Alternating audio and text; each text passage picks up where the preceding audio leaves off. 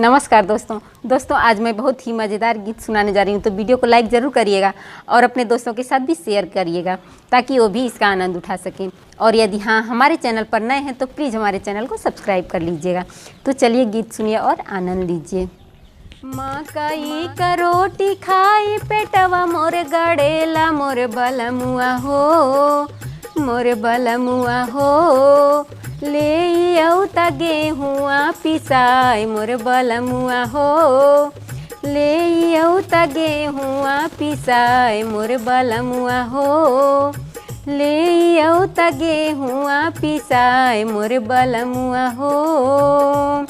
मकई का रोटी खाई पेटवा मोर गड़ेला मोर बलमुआ हो, मोर बलमुआ हो ले औता गेहुआ पिसाए मोर बलमुआ हो। गेहुआ पिसावता पूड़िया बनावती, गेहुआ पिसावता पूड़िया बनावती, नरम नरम हाथ से अपने खियावती, नरम नरम हाथ से अपने खियावती मोर बलमुआ हो, मोर बलमुआ हो।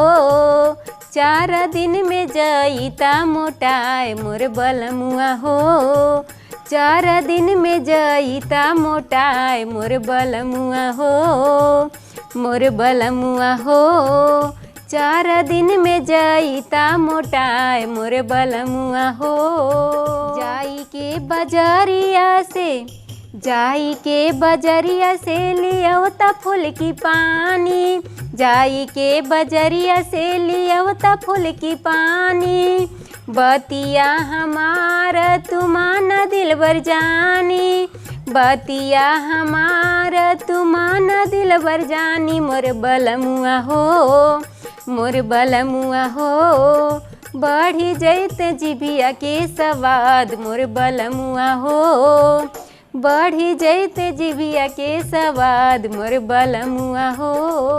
मकई के रोटी खाई पेटवा मोर गड़ेला मोर बलमुआ हो, मकई के रोटी खाई पेटवा मोर गड़ेला मोर बलमुआ हो, मोर बलमुआ हो ले औता गेहुआ पिसाए मोर बलमुआ हो, ले औता गेहुआ पिसाए मोर बलमुआ हो, ले औता गेहुआ पिसाए मोर बलमुआ हो। तो दोस्तों गीत कैसी लगी कमेंट में ज़रूर बताइएगा। फिर मिलते हैं अगली गीत में, तब तक के लिए बाय।